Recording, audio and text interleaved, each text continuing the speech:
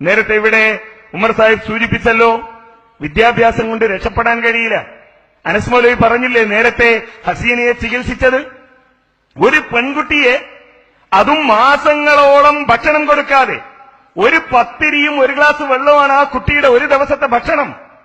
ഇത് കൊടുത്ത് ശാരീരികമായി തളർന്ന ആ കുട്ടിയെ കമിഴ്ത്തിക്കിടത്തി കൈ രണ്ടും പുറകോട്ടേക്ക് വലിക്കുക, എന്നിട്ട് നട്ടെല്ലിൽ മുട്ടുകൊണ്ട് വിരലമർത്തിപ്പിടിക്കുക.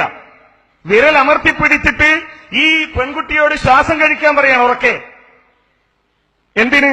ജിന്നുള്ളത് മൂക്കിലാണത്രേ, മൂക്കിന്ന് ജിന്ന് പുറത്തു വരണമെന്നാണ്. അത് ഇവരെ മാത്രം വിശ്വാസമല്ല, നമ്മളെ ചെറുവാടിക്കാരൻ ജിന്ന് ചികിത്സകൻ മന്ത്രവാദി എന്റെ മുമ്പിൽ നിന്ന് ചികിത്സിച്ചിട്ടുണ്ട്.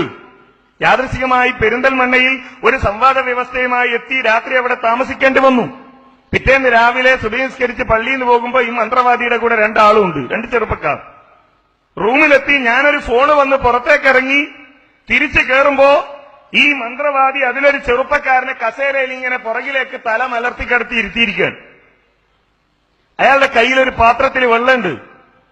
ഈ മന്ത്രവാദിയുടെ ദീനീ യോഗ്യതയും വിദ്യാഭ്യാസ യോഗ്യതയും ഈ മന്ത്രവാദിയുടെ ഭൗതിക വിദ്യാഭ്യാസ യോഗ്യതയും അറിയുന്നവനാണ് ഞാൻ.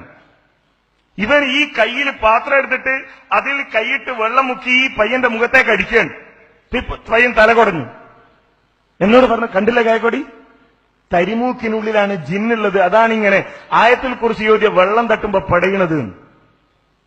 ഞാൻ പറഞ്ഞു, പൊന്നാര ജമാലെ, ആരെ മൂക്കിലേക്ക് വെള്ളം തട്ടിയാലും അവര് തലകൊടയും.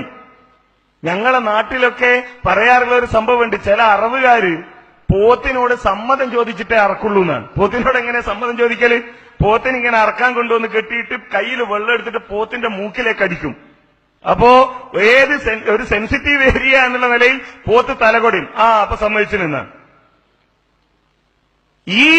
ഇത് അത് സിറാജുദ്ദീൻ മൊയ്ലിയാരും കണക്കാണ്, ഹുസൈൻ സലഫിയും കണക്കാണ്, പാണ്ടിക്കാട്ടെ ഹിഫ്ള് റഹ്മാനും കണക്കാണ്, സക്കരിയയും കണക്കാണ്, സാജിദും കണക്കാണ്, ഹുസൈൻ സലഫിയും കണക്കാണ്, പി എന്നും കണക്കാണ്. എല്ലാവരും വിശ്വാസിതാണ്.